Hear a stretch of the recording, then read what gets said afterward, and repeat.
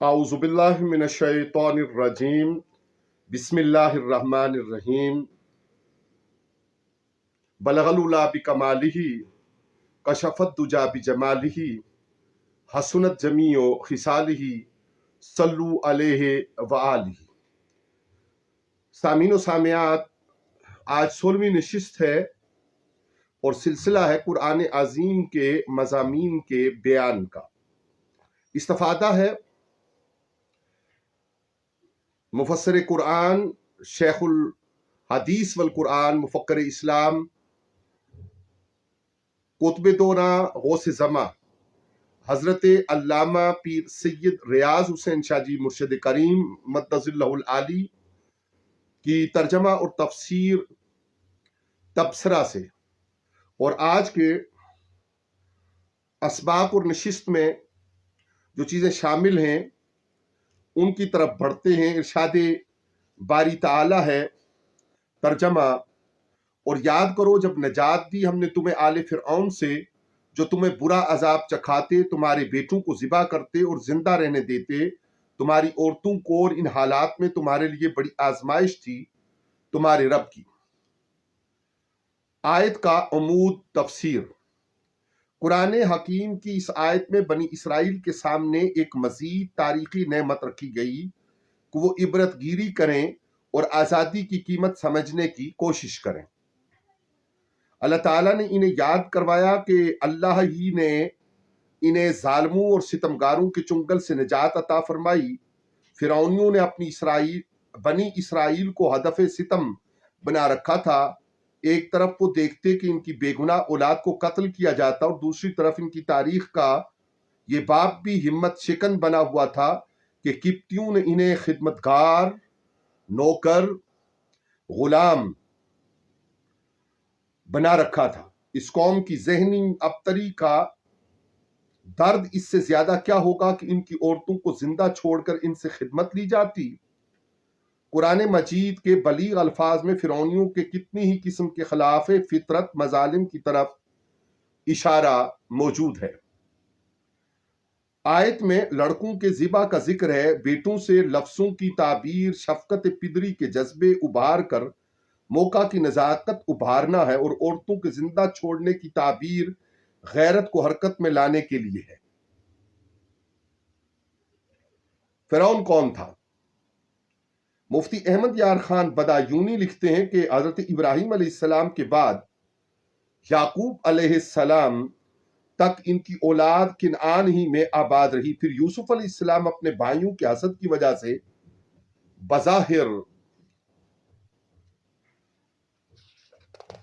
بظاہر غلام بن کر مصر میں تشریف لائے۔ یہاں اللہ نے انہیں عروج سے نوازا۔ کنعان میں قحط پڑا تو اولاد یعقوب ہجرت کر کے مصر آ گئی۔ دائرۃ المعارف الاسلامیہ نے لکھا کہ یہاں اولاد یعقوب کو افرادی قوت، اقتصادی خوشحالی اور سماجی تفوق سے نواز دیا گیا۔ رواج کے مطابق مصر کا سربراہ فرعون کہلاتا، لیکن یہ ذہن میں رہے کہ یوسف علیہ السلام کے زمانے کا فرعون اور تھا اور فرعون موسیٰ علیہ السلام اور تھا۔ علامہ اسماعیل اللہم صلی علی نبینا و مولانا محمد و بارک وسلم وصلو علیہ۔ سامعین و سامعات، معذرت خواہ ہیں کہ ایک فنی وجہ تیاری میں کم رہی، اور اس کے لیے ہمیں دوبارہ رجوع کرنا پڑا تاکہ آپ کی گفتگو سماعتوں تک پہنچانے میں کوئی دقت باقی نہ رہے۔ دائرۃ المعارف کی بات ہو رہی تھی۔ دائرۃ المعارف اسلامیہ نے لکھا کہ یہاں اولاد یعقوب کو افرادی قوت، اقتصادی خوشحالی اور سماجی تفوق سے نواز دیا گیا۔ رواج کے مطابق مصر کا سربراہ فرعون کہلاتا تھا، لیکن یہ ذہن میں رہے کہ یوسف علیہ السلام کے زمانے کا فرعون اور تھا اور فرعون موسیٰ علیہ السلام اور تھا۔ علامہ اسماعیل حقی روح البیان میں لکھتے ہیں، فرعون موسیٰ کا نام ولید بن مصعب بن الریان تھا۔ نام پھر دہرا دیتے ہیں، آپ کی آسانی کے لیے شاہ جی جان مقدس اللہ العالی رقم تراز ہیں. فرعون موسیٰ کا نام ولید بن مصعب بن الریان تھا. یہ قبطیوں میں سے تھا. یہ اصفہان کا عطار تھا اور طویل عمر پائی تھی. معاشی مشکلات کی بنا پر اصفہان سے شام چلا گیا. وہاں بھی آسودگی سے محروم رہنے کی بنا پر مصر روانہ ہو گیا. وہاں پہنچ کر ایک دیہات سے تربوز خریدے اور بوری بھر کر شہر لے آیا. اب اس کا واقعہ سنیے جی. اب جب یہ مصر پہنچا تو وہاں تربوز خریدے ایک دیہات سے، شہر لے آیا. راستے میں ایک ایک تربوز 1 درہم کا بیچتا گیا. دیکھا یہاں کوئی نظام نہیں تو شہر کے گورستان میں جا بیٹھا اور بدماشی سے دفن کے لیے آنے والی ہر میت کے ورثاء سے بھتہ وصول کرنے لگ گیا.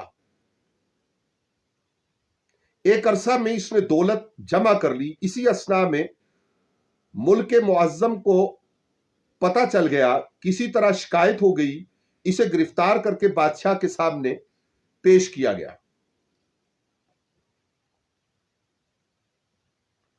وہاں اس نے رنگ بدلا اور کہا کہ بادشاہ سلامت کی تدبیر میں نے آپ تک رسائی پانے کے لیے اختیار کی. یہ رہی دولت جو میں نے جمع کی، وہ آپ کی ہے. مجھے صرف اپنا مقرب بنا لیجئے، میں وفاداری سے آپ کی غلامی کروں گا. یوں وہ اپنی چالاکیوں سے اقتدار کے مرکز تک جا پہنچا اور پہلے فرعونوں کو کھپا کر خود فرعون بن گیا. آیت میں آل فرعون سے اس کے پیروکار مراد ہیں اور یہ استعمال مجازی ہے. حقیقت میں آل سے مراد کسی شخص کی اولاد ہوتی ہے. آل لفظ کی تحقیق علامہ قرطبی اپنی تفسیر میں لکھتے ہیں کہ نحاس کے مطابق اس لفظ کی اصل اہل ہے، پھر ہا کو الف سے بدلا گیا ہے. اس کی تصغیر بنانے کے لیے اصل کی طرف پلٹنا ضروری ہوگا. البتہ مہدوی نے لکھا اس کی اصل اول ہے. آل الرجل کا مطلب ہوتا ہے اہلہ، یعنی اس شخص کے گھر والے.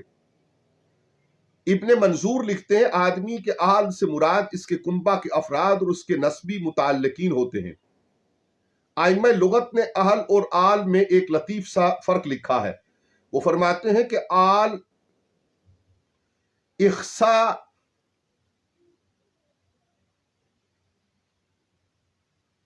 اور اشرف کے لیے استعمال ہوتا ہے اور آل اس سے عام ہے.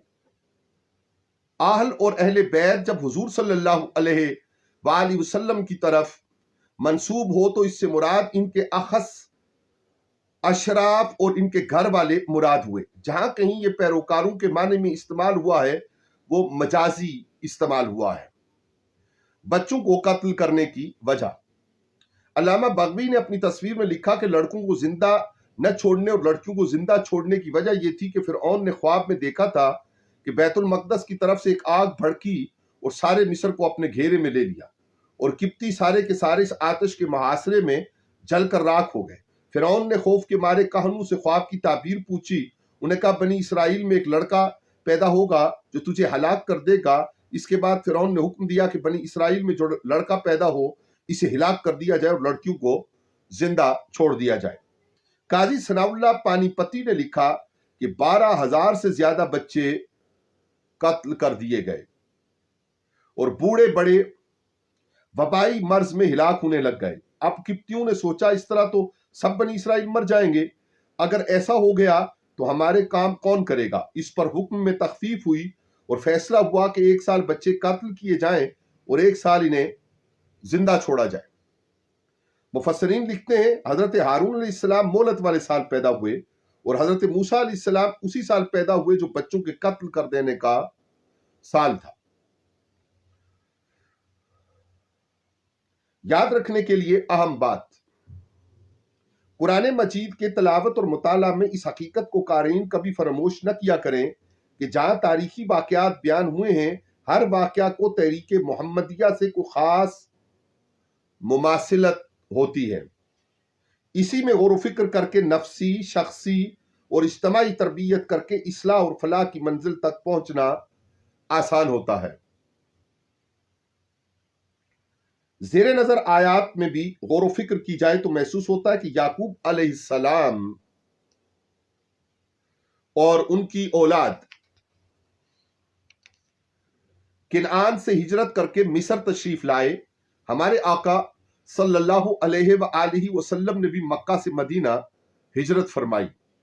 بنی اسرائیل کو مصر میں قوت ملی اور غلامان رسول کو اللہ نے مدینہ میں خیر و برکت عطا کی. بنی اسرائیل صرف مصر اور اس کے حوالی میں پھیلے، لیکن پیروکاران مصطفیٰ صلی اللہ علیہ وآلہ وسلم ارض عرب سے اطراف عالم میں پھیل گئے. حضرت یوسف علیہ السلام نے عزیز مصر سے کہا تھا کہ مجھے زمین کی خزینہ داری سونپ دی جائے، لیکن غلامان رسالت کے لیے زمین نے خود اپنے خزانے اگل دیے. وہاں مصر میں آزمائش نے منہ کھولا تو بچوں کو ذبح کیا گیا اور عورتوں کو ذلت کی زندگی کے ساتھ جینے دیا گیا. مصر میں موسیٰ والا فرعون ایک تھا، لیکن امت مصطفیہ میں کئی فرعون نکلے جنہوں نے لوگوں کی عزتیں تاراج کی، نظام خلافت کو اجاڑا، حضور صلی اللہ علیہ وآلہ وسلم کی اولاد اور جید صحابہ کا خون بہایا، مردوں کو شہید کیا اور عورتوں کو زندہ چھوڑا تاکہ فرعون کی یاد تازہ ہو جائے. عجب بات یہ ہے کہ جو ایک فرعون تھا وہ تو نشان عبرت بن گیا، لیکن فرعونہ امت کی اولادوں کا کوئی دعوے دار نہیں. کہیں اگر کوئی نشان ملتا بھی ہے تو سیاہ ظلم اور دہشت گردی کے پرچم برداروں کی تاریخ میں ملتا ہے. ایک سیاستدان نے پارلیمنٹ میں خطاب کرتے ہوئے کہا تھا کہ میں پارلیمنٹ کا راستہ زندگی کے آخری سانس تک تلاش کرتا رہوں گا. مغربی جمہوریت کے پارلیمان کا راستہ کوئی اہمیت نہیں رکھتا، لیکن خدائی نظام کا راستہ، بیعت رسولی کا راستہ اور خلافت علی منہاج النبوہ کا راستہ بڑی فضیلتوں کا حامل ہے. اس صراط مستقیم اتنی اہمیت رکھتا ہے کہ فرعون امت یزید نے نبیرہ مصطفیٰ کے بچوں کو شہید کر دیا اور ان کی بچیوں کو زندہ چھوڑا. یزید تو آجانی ہو گیا، لیکن حسینی قافلے کے لوگ ابھی تک خلافت کی طرف جانے والا راستہ تلاش کر رہے ہیں اور قیامت تک یہ زیادہ حق تلاش کرتے رہیں گے. سچی بات ہے، خلافت ضائع کرنے کے بعد قافلہ حق کے سپوتوں کو ملوکیت کی ابس خواہشات کا صدیوں خراج ادا کرنا ہوگا. آیت میں سمجھنے والی بات یہی ہے. آیت کا آئینہ حسین اور قرآن کی تصویر کو خوب اجاگر کرتا ہے. اقبال کا فہم عظیم اسی طرف گیا تھا. اقبال کے اشعار ہیں جن کو ہم چھوڑے دیتے ہیں اور آگے چلتے ہیں. اگلی آیت کا ترجمہ ہے: آزمائش اور امتحان کے یہاں ذکر کرنے کی حکمت یہ ہے، وَفِي ذَلِكُمْ بَلَاءٌ مِّن رَبِّكُمْ عَظِيمٌ. آزمائش اور امتحان کا یہاں ذکر کرنے کی حکمت یہ ہے کہ روشنی کی اہمیت کا اندازہ اندھیروں کو ذہن میں لانے سے ممکن ہوتا ہے. آیت میں بیان کی عمودی اور اساسی حیثیت فرعونیوں سے نجات کی نعمت بابر کرانا ہے. اس لیے آزمائش کا ذکر کیا تاکہ نعمت کی عظمت کا اندازہ صحیح ہو سکے. اسلوب میں غزارت اور نفاست کا اندازہ اس سے لگائیے کہ آزمائش کے سنگین ہونے کے وقت بھی اللہ کا صفاتی نام رب لایا گیا ہے. اس سے معلوم ہوا کہ ربوبیت صرف نعمت نوازیوں سے بہرہ مند کرنا نہیں ہوتی، کبھی کبھی آزمائش اور امتحان کی بھٹیوں میں ڈال دینا بھی ربوبیت ہوتی ہے. وہ کریم جس حالت میں راضی ہو وہی اچھی ہے، وہی بہتر ہوتی ہے. اگلی آیات کا ترجمہ اور اس کے تفسیری جو اسباق ہیں وہ ملاحظہ فرمائیے. ترجمہ: اور یہ بھی یاد کرو جب پھاڑ دیا ہم نے تمہارے لیے دریا کو، پھر بچایا ہم نے تمہیں اور غرق کیا ہم نے فرعونیوں کو تمہارے دیکھتے دیکھتے. اور جب ہم نے اور موسیٰ نے باہم 40 راتوں کا وعدہ لیا، پھر تم تھے کہ اس کے بعد بھی بچڑے کے پیچھے جا پڑے، اور وہ بھی اس حال میں کہ تم شرک کرنے والے تھے. پس ہم نے تم سے درگزر کیا. یہ کچھ ہونے کے بعد بھی ممکن ہے تم شکر کی روش اختیار کرو.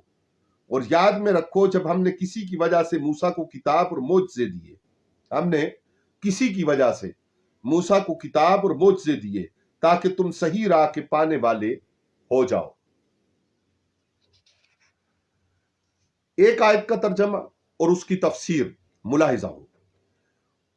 ترجمہ: اور یہ بھی یاد کرو جب پھاڑ دیا ہم نے تمہارے لیے دریا کو، پھر بچایا ہم نے تمہیں، اور غرق کیا ہم نے فرعونیوں کو تمہارے دیکھتے دیکھتے۔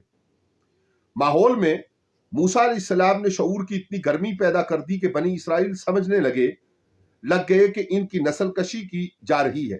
انہوں نے موسیٰ علیہ السلام کی قیادت میں مصر سے فلسطین کی طرف ہجرت کر لینے کا فیصلہ کر لیا، اور رات کے وقت تاریکی میں نکلنے کا انہیں حکم ملا۔ ادھر دوسری طرف فرعون کو خبر ہو گئی اور وہ اپنی فوجوں کی معیت میں تعاقب کے لیے نکل کھڑا ہوا۔ صورتحال خوف سے لبریز ہو گئی۔ بنی اسرائیل کے سامنے سمندر کی خوفناک موجیں تھیں، اطراف میں پہاڑی چٹانیں اور پگڈنڈیاں تھیں، اور پشت پر فرعونی لشکر موجود ہوا تھا۔ ان خوفناک لمحات میں خدائی مدد نے یاوری فرمائی اور حکم ہوا کہ دریا میں کود پڑو۔ اللہ تعالیٰ نے موسیٰ علیہ السلام کو حکم دیا کہ دریا پر اپنا عصا مارو، چنانچہ سمندر کی موجیں ضرب عصا کے اعجاز سے پھٹ گئیں اور ہر حصہ بڑے پہاڑ کی طرح ہو گیا۔ ترجمہ: تو ہم نے وحی کے ذریعہ موسیٰ کو حکم دیا کہ اپنے عصا سمندر پر مارو، پھر یک لخت سمندر پھٹ گیا تو اس کا ہر حصہ پہاڑ کی طرح ہو گیا۔ سمندر نے بنی اسرائیل کو خشک راستہ دے دیا۔ یہ لوگ تعداد میں 6 لاکھ تھے اور 12 قبائل پر مشتمل تھے۔ ہر ایک کی تعداد 50,000 تھی۔ عجیب بات یہ ہے کہ قبطیوں کی تعداد بھی 6 لاکھ ہی تھی۔ قتادہ نے ان کی تعداد 2 لاکھ بیان کی، جبکہ قرطبی نے فرعونیوں کی تعداد 12 لاکھ لکھی۔ قرآن مجید نے صورتحال خود واضح کی ہے اور ارشاد باری ہے۔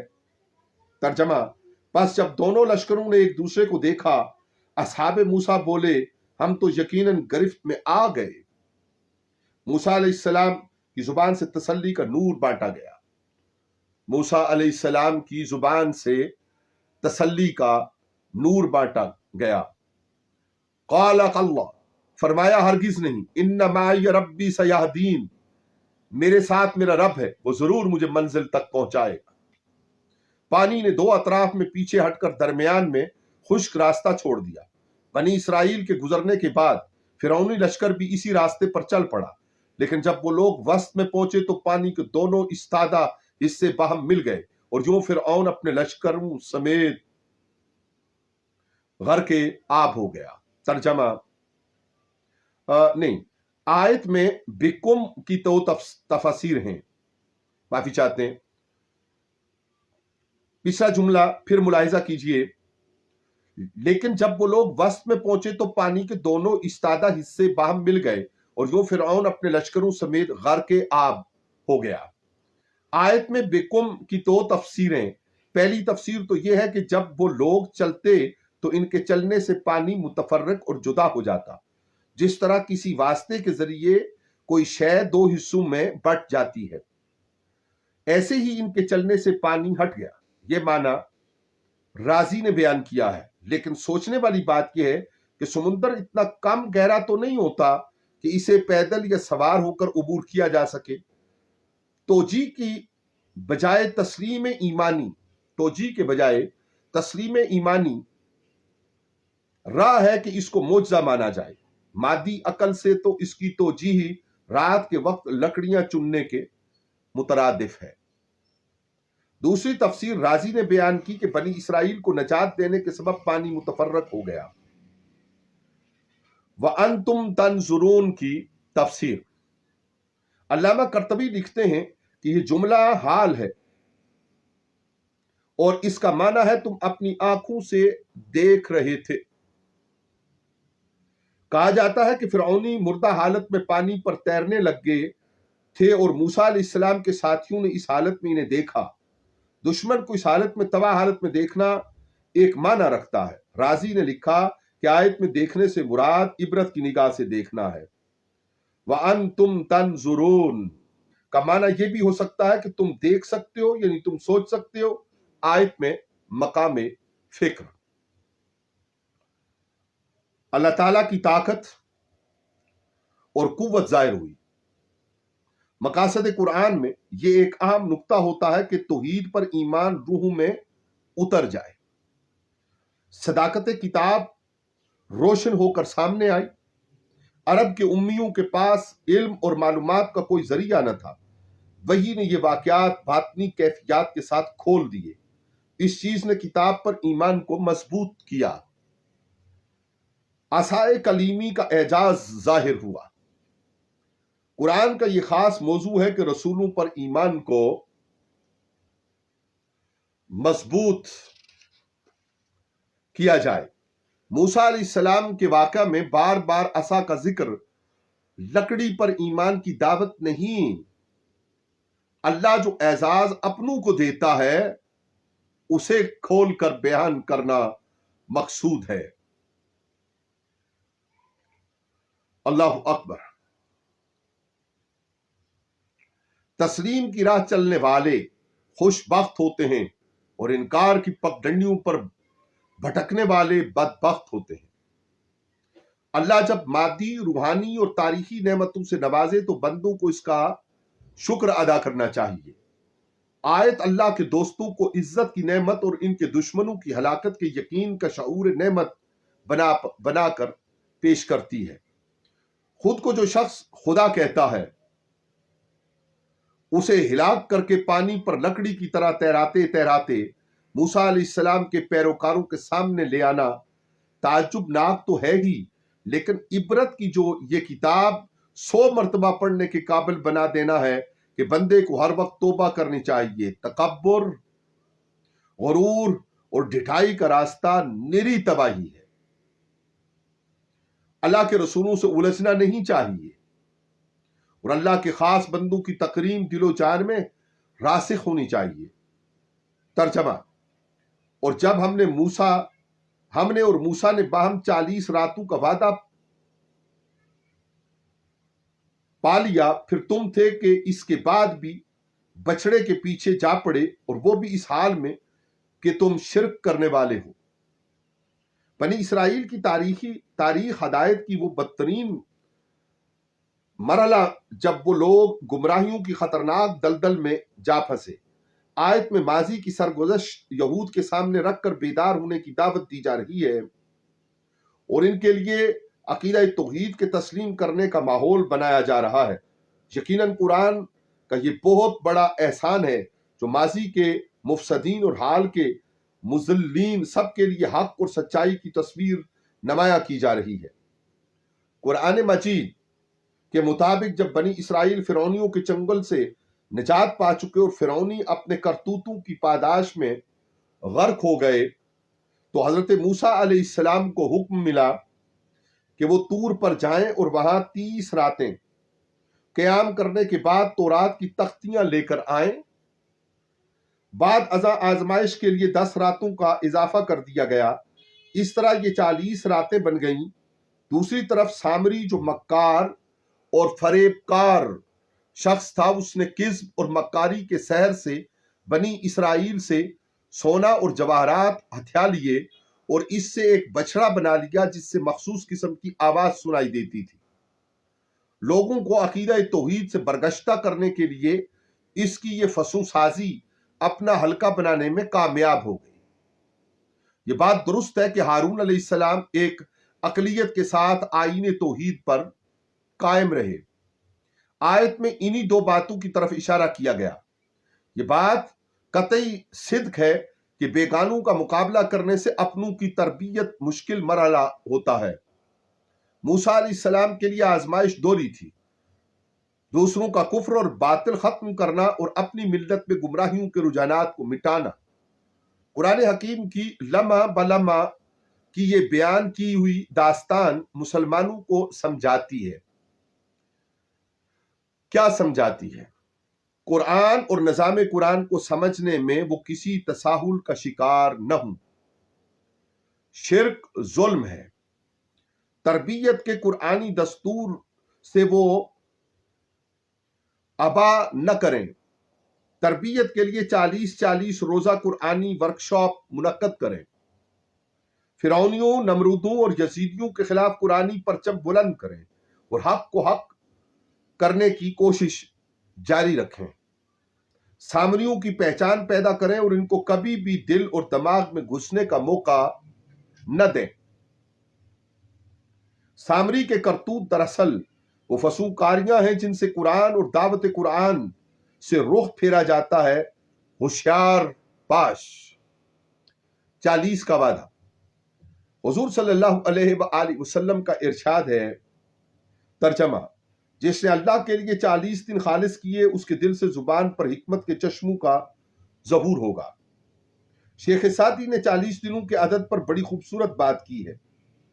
शेख सादी रहमतुल्लाह ताला अलैह का फारसी शेर है और उससे आगे तर्जमा दिया गया है, हम उस पे इख्तफा करते हैं। मैंने सुना कि एक राहरो ने एक सरजमीन पर अपने साथी को एक मुहिम्मा बताया कि सूफी को समझाना चाहिए शराब भी साफी उस वक्त होती है जब वो 40 दिन तक शीशा में पड़ी रहे। मानवी कमालात के हुसूल और रूहानी फ्यूज व बरक़ात के हुसूल के हासिल करने के लिए 40 के अदद को एक खास फजीलत हासिल है।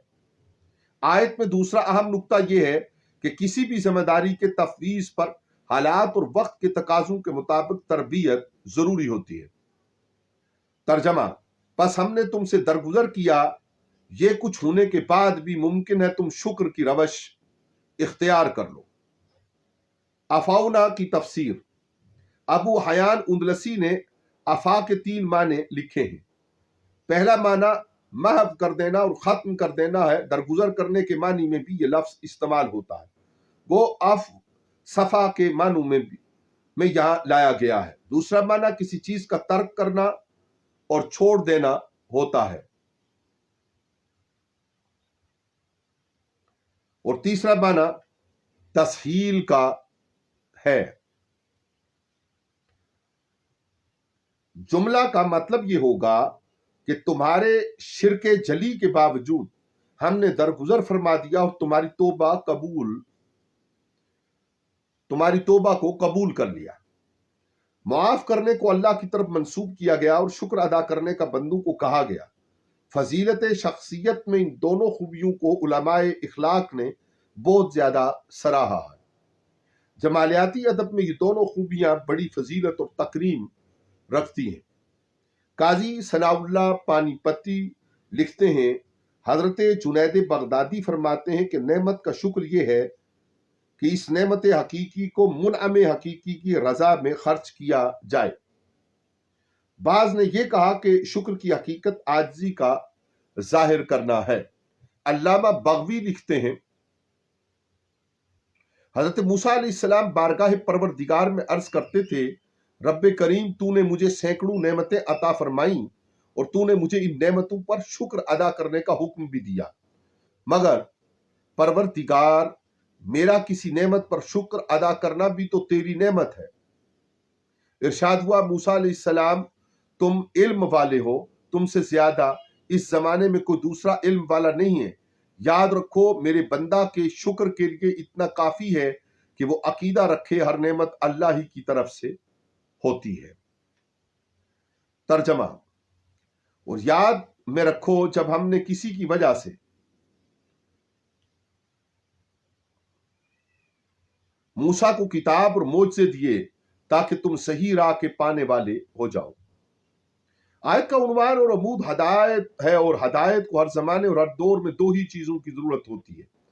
आसमानी रहनुमाई का 2 टोक ज़ाबिता और दूसरा सोहबत। मूसा अलैहिस्सलाम जब बनी इसराइल को फिरौनियों से निजात दिलवाकर आगे बढ़े तो ला बदी अम्र यह था कि इस कौम को इधर उधर से मुनकता करके मूसा अलैहिस्सलाम से दिलो जान से वाबस्ता कर दिया जाए और इन्हें रहनुमाई के लिए किताब दी जाए।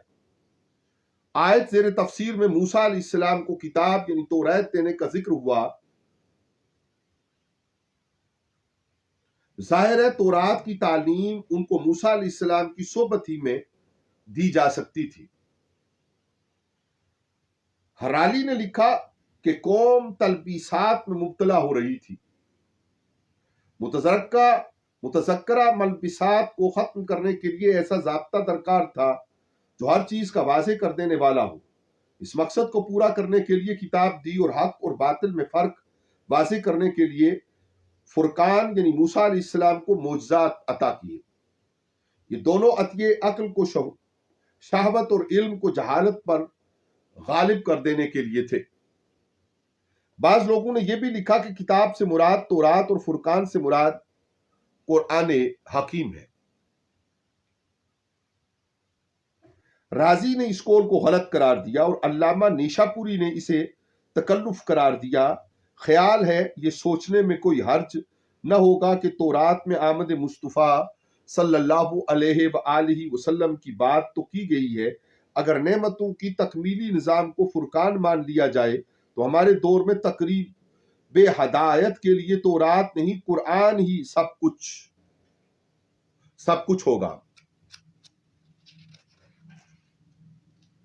اگلی آیات ان کا ترجمہ اور ان کی بابت کلمات تشریح۔ اور جب موسیٰ نے اپنی قوم سے فرمایا اے میری قوم تم نے اپنے آپ پر ظلم کی انتہا کر دی جب ایک بچڑے کو معبود بنا لیا، سو توبہ کرو اپنے خالق کے حضور ایسے کہ قتل کرو اپنے نفسوں کو، یہ تمہارے پیدا کرنے والے کے نزدیک تمہارے لیے بہت بہتر ہے، بس اس نے تم پر رجوع رحمت فرمایا، بے شک وہی ہے توبہ قبول کرنے والا بہت مہربان۔ اور یاد کرو جب کہہ اٹھے تھے اے موسیٰ ہم تو آپ کو اس وقت تک مانتے ہی نہیں یہاں تک کہ دیکھ نہ لیں اللہ کو دھوم سے، اور وہ بھی ہجوم میں، تو پکڑ لیا تمہیں کڑکتی بجلی نے، اب ذرا تم اس میں غور کر سکتے ہو؟ پھر ہم نے تمہاری موت کے بعد زندگی دے کر اٹھایا تاکہ تم شکر گزار بن جاؤ۔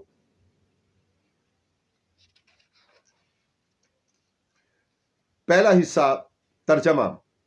اور جب موسیٰ نے اپنی قوم سے فرمایا اے میری قوم تم نے اپنے آپ پر ظلم کی انتہا کر دی جب ایک بچڑے کو معبود بنا لیا، سو توبہ کرو اپنے خالق کے حضور ایسے کہ قتل کرو اپنے نفسوں کو، یہ تمہارے پیدا کرنے والے کے نزدیک تمہارے لیے بہت بہتر ہے، بس اس نے تم پر رجوع رحمت فرمایا، بے شک وہی ہے توبہ قبول کرنے والا بہت مہربان۔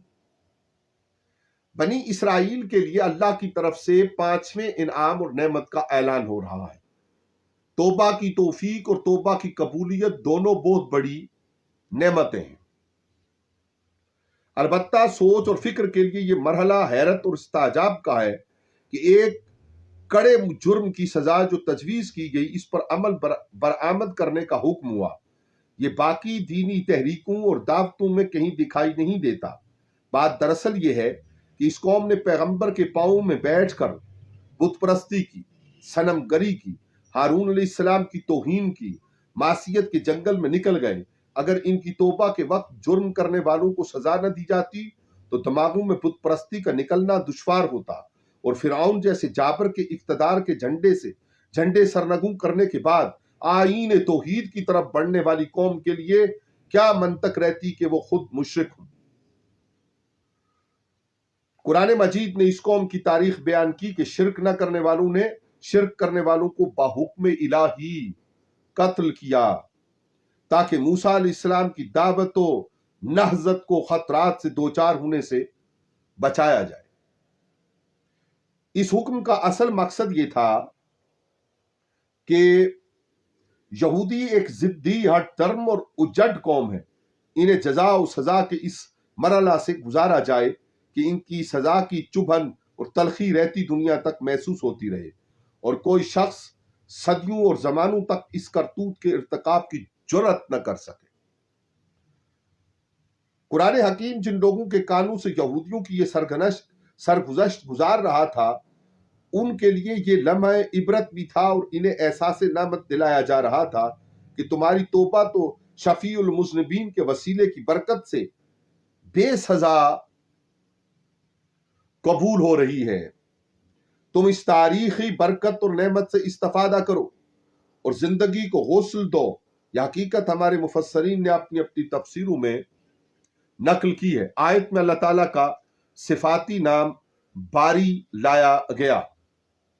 اصل میں یہ اسم فاعل کا صیغہ ہے اور برات سے ماخوذ ہے۔ اس کا معنی اصل مادہ سے کسی چیز کو جدا کرنا ہوتا ہے۔ بری المریض کا مطلب ہوتا ہے مریض شفایاب ہوا۔ اسی طرح کہا جاتا ہے کہ بری المدین من دین ہی، مقروض نے اپنے قرض سے نجات حاصل کی، من دین ہی معافی چاہتے ہیں، بری المدین من دین ہی، مکروز نے اپنے قرض سے نجات حاصل کی۔ یہ بھی لکھا گیا ہے کہ انشاء کے طریقہ پر کسی ایک چیز کو دوسری چیز سے وجود عطا کرنا برات ہے۔ چنانچہ حدیث شریف میں ہے ترجمہ، اللہ نے آدم کو مٹی سے پیدا کیا۔ فَاقْتُلُوا أَنفُسَكُمْ، زمخشری نے لکھا کہ جملے میں فا تاکید کے لیے ہے اور بنی اسرائیل کو توبہ کا نام قتل نفس ہے۔ مطلب یہ ہوا کہ توبہ کا پختہ ارادہ کر کے نفسوں کو قتل کرو۔ تفسیر کبیر میں ہے کہ توبہ کی توضیح قتل نفس نہیں ہے بلکہ قتل نفس اس توبہ کا بیان ہے۔ مطلب یہ ہوا کہ تمہاری توبہ مکمل نہیں ہو سکتی جب تک تم اپنے نفسوں کو قتل نہ کرو۔ اسماعیل حقی نے لکھا کہ موسیٰ علیہ السلام کی طرف وحی کی گئی کہ مرتد کی توبہ کی تکمیل قتل ہی میں ہے۔ آیت کے تفسیری اسباق: پہلا، شرک قابل صد مذمت چیز ہے، اس کی ہر صورت ظلمت اور اندھیرا ہوتی ہے۔ دوسرا، احکام الہیہ میں رشتے ناتے نہیں دیکھے جاتے، اللہ کا حکم دیکھا جاتا ہے۔ تیسرا، حدود الہی کی اجرا اور نفوس میں انسانیت کی بھلائی مضمر ہوتی ہے، اس لیے یہ ضروری ہوتا ہے کہ مجرموں کو کیفر کردار تک پہنچایا جائے۔ چوتھا، پیغمبروں اور روحانی لوگوں کی رہنمائی میں رہنا وبال سے بچاتا ہے۔ پانچواں، عرفان نفس ضروری ہے، ہر شخص کو پتہ ہونا چاہیے کہ وہ کیا ہے۔ تشخیص مرض کے بغیر علاج ممکن نہیں ہوتا۔ چھٹا، سچی توبہ انسان کو اندر سے دھو دیتی ہے، زندگی میں یہ وظیفہ جاری رہنا چاہیے۔ ساتواں سبق یہ ہے کہ اللہ کی صفات تواب اور رحیم ہونا سمجھ کر تھوڑی سی خوب معذرت قبول کرنا اور لوگوں سے مہربانی کا سلوک کرنا بھی ہونی چاہیے۔ سیرت کا سبق تو یہی ہے کہ اللہ کے اخلاق اپنائے جائیں۔ اگلی آیت: اور یاد کرو جب تم کہہ اٹھے تھے اے موسیٰ ہم تو آپ کو اس وقت تک مانتے ہی نہیں یہاں تک کہ دیکھ نہ لیں اللہ کو دھوم سے، اور وہ بھی ہجوم میں، تو پکڑ لیا تمہیں کڑکتی بجلی نے، اب ذرا تم اس میں غور کر سکتے ہو۔ ازمنہ قدیمہ کی تاریخ کا ایک اور منظر نامہ قاری قرآن کے سامنے رکھا جا رہا ہے۔ محکومانہ زندگی اور غلامانہ ذہنیت کی بے باکیاں اور گستاخیاں بھی عجیب قسم کی ہوتی ہیں۔ موسیٰ علیہ السلام انہیں آزادی کی صبح میں تازگی فکر کی طرف لا رہے تھے، لیکن وہ تھے کہ نعمتوں کی قدردانی کے بجائے منفی راہوں کی تلاش میں وقت کھپا رہے تھے۔ انہوں نے صاف طور پر موسیٰ علیہ السلام کو مخاطب کر کے کہہ دیا کہ ہم آپ پر اس وقت تک ایمان نہیں لائیں گے جب تک اللہ کو ظاہر بظاہر اپنی طبعی آنکھوں سے دیکھ نہ لیں۔ ممکن ہے ان کی یہ خواہش جہالت کی وجہ سے ہو، یقیناً ان کے نادان ہونے کی دلائل محکم نظر آتے ہیں۔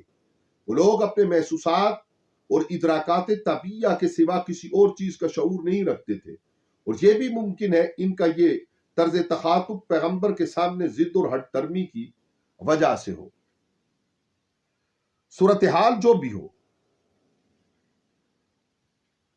موسیٰ علیہ السلام نے ان میں سے 70 لوگوں کو منتخب کیا اور انہیں طور کی جانب لے گئے اور جولان گاہ میں اتار کر ان کی آنکھوں کا امتحان ان کے سامنے لے آئے۔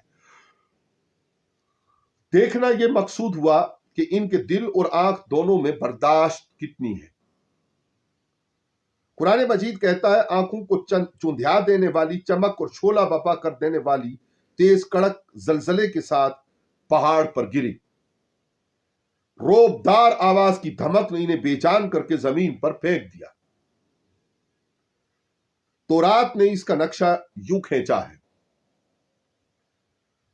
ترجمہ: اولاد یعقوب کے سرداروں کی ایک جماعت نے حضرت موسیٰ کی بزرگی اور پیشوائی سے انکار کر دیا۔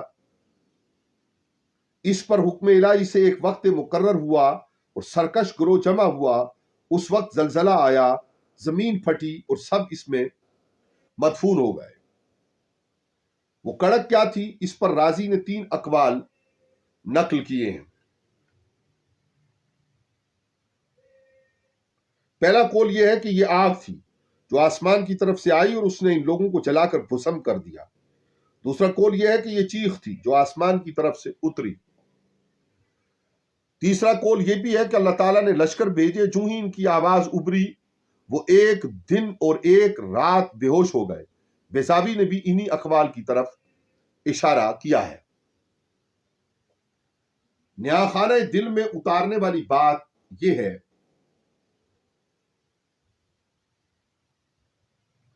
کہ حضور صلی اللہ علیہ وآلہ وسلم کی تاریخ سیرت میں آپ کے غلاموں میں سے کوئی بھی نہیں جس نے رحمت عالمیہ کو یہ کہا ہو کہ ہم جب تک اللہ کو ظاہر بظاہر نہیں دیکھیں گے ایمان نہیں لائیں گے۔ یہاں تو تسلیم ہے اور راسخ اعتقاد ہے کہ حضور صلی اللہ علیہ وآلہ وسلم جو دیتے ہیں وہ سب اللہ ہی کی طرف سے ہے۔ یا تو لبوں پر جبش بھی نہیں ہوتی مگر اس میں بھی خدا بول رہا ہوتا ہے۔ مزے کی بات یہ ہے کہ عظمت اعتقاد کی عظیم تاریخ ہونے کے باوجود کوئی شخص حضور صلی اللہ علیہ وآلہ وسلم کو معبود یا معبود کا شریک نہیں مانتا۔ سب تسلیم کرتے ہیں کہ آپ اللہ کے عظیم بندے اور اس کے فضیلت مآب رسول ہیں۔ ترجمہ: پھر ہم نے تمہاری موت کے بعد زندگی دے کر اٹھایا تاکہ تم شکر گزار بن جاؤ۔ موت کے بعد زندگی روحانیت اور برکتوں سے لبریز ہونے کا منظر قاری قرآن کے سامنے لاتی ہے۔ یہ نعمت عظمیٰ ہے جس پر 100 جان وار کر شکر ادا کرنا چاہیے۔ بنی اسرائیل کی تاریخ میں زندگی کا یہ شہودی اہتمام ان سے تقاضا کرتا تھا کہ اب تم سدھر جاؤ اور یکسو ہو کر تحریک حق کا پرچم تھام لو اور نفسی غلاظتوں کو دور نوچ پھینکو۔ یہاں اس آیت میں صرف اور صرف کھوکھلی زندگی کا باعث کوئی معنی نہیں رکھتا تھا۔ اصل بات اس بات کا احساس روح میں بیدار کرنا تھا کہ اللہ کتنا کریم اور مہربان ہے کہ اس نے مر جانے کے بعد ایسی زندگی نصیب فرمائی جس میں عبادت اور بندگی، توبہ اور انابت اور استغفار اور اعتذار کے لیے اس نے مہلت عطا فرمائی۔ یہ ادراک حسن اعتقاد کا لا ابدی حصہ ہے۔ قاری قرآن کو ایسے ہی بامانی زندگی کی تمنا اور آرزوؤں میں دل میں پیدا کرنی چاہیے۔ آیت میں آئین توحید سے وفا اور باس بعد الموت پر یقین کا درس موجود ہے۔ سمجھنے والی بات یہی ہے بنی اسرائیل تو باس بعد الموت کا مشاہدہ اور ذائقہ پا لینے کے باوجود سدھر نہیں سکے، لیکن وہ لوگ جو آج قرآن کے سامنے بیٹھے ہوئے ہیں اور اس عظیم کتاب مستالب سے لطف اندوز ہو رہے ہیں، انہیں زندگی اور باس اور باعوث کی حکمتیں سمجھنی چاہیے۔ آیت میں بنی اسرائیل کے لیے دعوت ہے کہ آج بھی یہ بگڑی ہوئی قوم اگر اصلاح کی راہ لے لے اور ایمان کا درست معنی سمجھنے لگے تو قافلہ آدمیت ان گروہوں کے ٹیلنٹ سے مستفید ہو سکتا ہے۔ قرآن کا اسلوب سراسر اصلاحی ہے، یہ تعصب اور عناد نہیں ابھارتا، یہ رافت و حکمت قوموں کے ہر درخت پر ایمان کا پھل دیکھنے کا متمنی ہے۔ آیت میں باس اور موت 2 لفظ استعمال ہوئے ہیں جن میں سے ہر ایک دوسرے کے معنی کو متعین کرنے کا قرینہ ہے، یعنی موت کا لفظ قرینہ ہے کہ باس سے مراد حیات ہے اور باس قرینہ ہے کہ موت سے مراد نفی حیات ہے۔ بنی اسرائیل کی حیات شہودی میں موسیٰ علیہ السلام کی اس دعا کا بھی حصہ تھا جو قرآن حکیم نے سورہ اعراف میں بیان فرمائی۔ ترجمہ: اے ہمارے پروردگار، اگر تو چاہتا تو ان کو اور مجھے پہلے ہی ہلاک کر دیتا، کیا تو ہمارے بے سمجھ لوگوں کے اعمال کی سزا میں ہمیں فنا کر دے گا؟ یہ تو تیری ایک آزمائش تھی، تو جس کو چاہے گمراہ کر دے اور جسے چاہے ہدایت دے۔ تو ہی ہمارا سرپرست ہے، پس ہمیں معاف فرما اور ہم پر رحم فرما اور تو معاف کرنے والوں میں سب سے بہتر ہے۔ اگلی آیات کا ترجمہ سماعت فرمائیے اور ہم آج کی نشست کے اختتامی کلمات کی طرف بڑھتے ہیں۔ ترجمہ: اور ہم نے بادلوں کو تم پر سایہ فگن کیا اور تم پر خاص اپنی جناب سے من اور سلوہ نازل کیا، کھاؤ پاکیزہ چیزیں جو ہم نے تمہیں دیں، اور انہیں ہمارا کیا نقصان کرنا تھا، لگے رہے اپنی کی ہی جانوں پر ظلم کرنے۔ اور وہ یادگار واقعہ جب ہم نے حکم دیا داخل ہو جاؤ اس بستی میں، پھر کھاؤ اس سے بے دریغ جہاں سے چاہو، اور دروازہ سے داخل ہو سجدہ کرتے اور کہتے ہوئے معافی ہو معافی ہو، ہم بخش دیں گے تمہاری خطاؤں کو، اور بلا توقف احسان کرنے والوں کو تو اور زیادہ دیں گے۔ آیت کا ترجمہ اور اس کے تفسیری محاسن۔ اور ہم نے بادلوں کو تم پر سایہ فکن کیا، اور تم پر خاص اپنی جناب سے من اور سلوہ نازل کیا، کھاؤ پاکیزہ چیزیں جو ہم نے تمہیں دیں، اور انہوں نے ہمارا کیا نقصان کرنا تھا، لگے رہے اپنی ہی جانوں پر ظلم کرنے۔ بنی اسرائیل موسیٰ علیہ السلام کی معیت میں صحرائے طیہ میں پہنچ گئے۔ یہاں انہیں 40 سال کا طویل عرصہ رکنا پڑا۔ انہیں حکم یہ ہوا تھا کہ امالکہ قوم سے لڑیں، لیکن غلامانہ زندگی کے ماضی نے انہیں یہاں تک پہنچا دیا کہ وہ موسیٰ علیہ السلام سے کہہ بیٹھے، آپ جائیے، آپ اور آپ کا رب قتال کریں۔ اس سے موسیٰ علیہ السلام کو کلک اور پریشانی لاحق ہوئی۔ اس پر بنی اسرائیل کو مزید تربیت اور تیاری کے ماحول سے گزارا گیا۔ یہ بات درست ہے کہ موسیٰ علیہ السلام کا بار طبیعت دور کرنے کے لیے آپ کو احسانات اور تسلی سے نوازا گیا، لیکن 40 سالہ قیام صحرا نے غلامان موسیٰ کی افرادی قوت میں بے حد اضافہ فرما دیا۔ ان کی اولادیں پلی اور بڑھیں، عسکری قوت میں بہتری آئی، اور سب سے زیادہ رحمت و برکت یہ ہوئی کہ موسیٰ علیہ السلام کی صحبت میں ان کی روحانی، عملی اور جہادی تربیت کی گئی۔ گویا اس قوم کو نکھارنے کے لیے اہتمام من جانب اللہ ہوا۔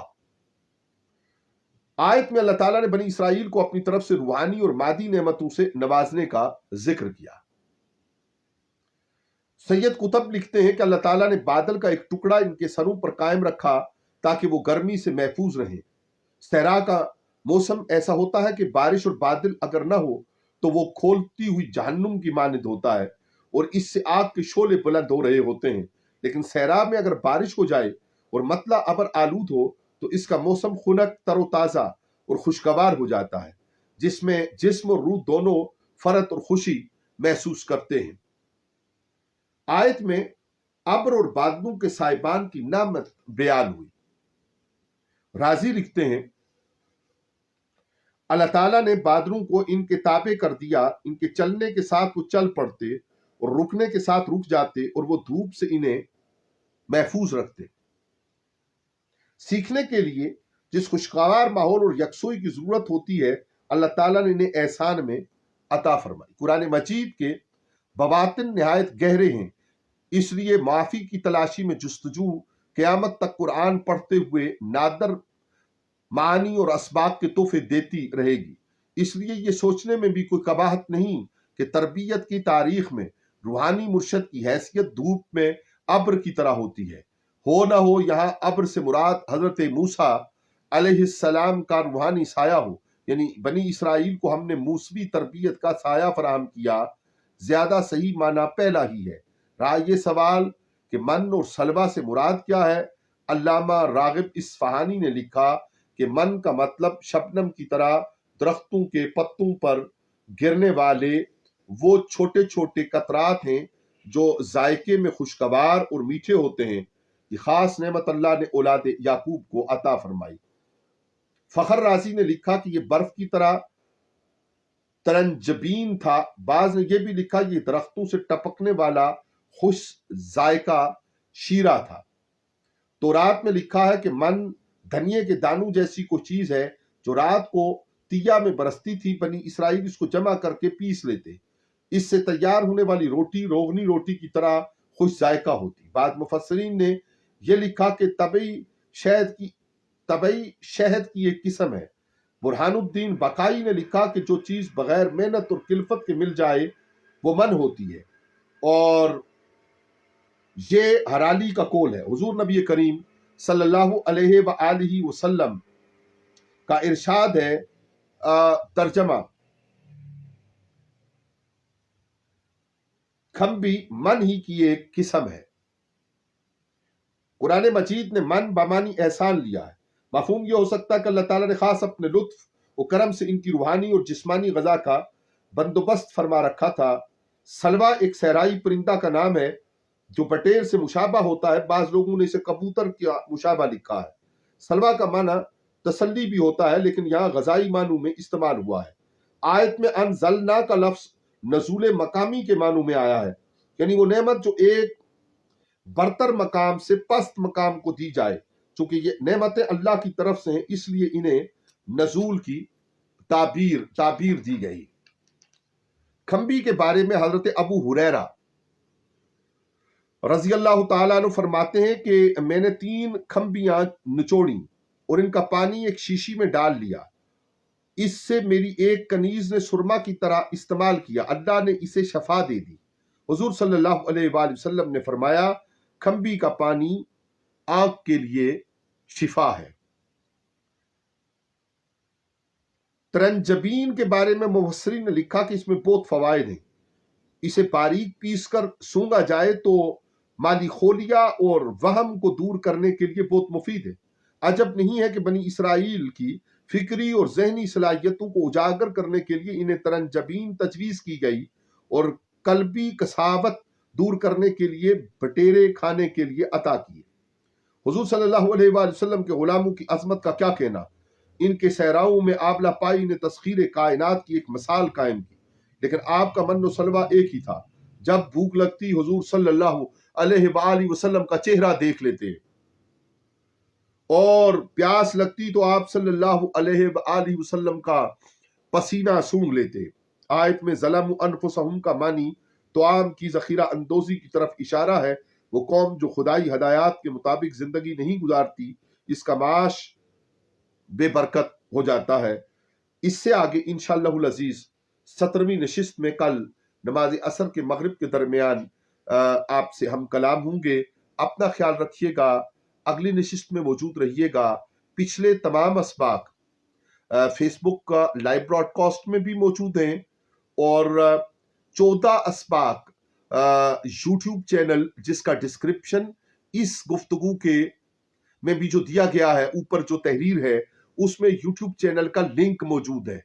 अगर आप उस पे जाएंगे तो पिछले असबाक वहां से खुद भी देख सकेंगे और अपने दोस्तों को भी इस्तिफादा के लिए पेश कर सकेंगे।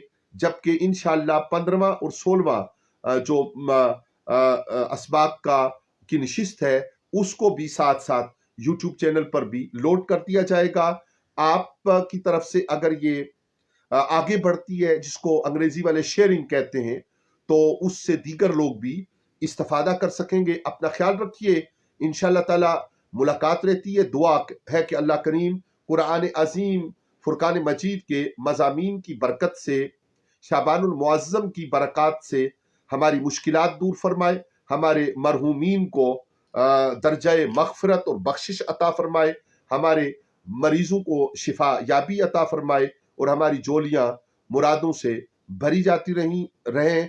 वस्ते रमज़ान तक इंशाअल्लाह करीम ये सिलसिला जारी रहेगा और वस्ते रमज़ान में इंशाअल्लाहुल अजीज़ उम्रा शरीफ की शहादत के मौका पर फिर इन सब असबाब की रोशनी में आप सबके लिए, सारी उम्मत मुस्लिमा के लिए दुआ रहेगी। अल्लाह ताला आपको खुशियां अता फरमाए, खुशियां बांटने वाला करे। वस्सलामु अलैकुम वरहमतुल्लाहि वबरकातुहू। अमजद अरबाब अब्बासी, कन्वीनर मिलादुन नूर काउंसिल को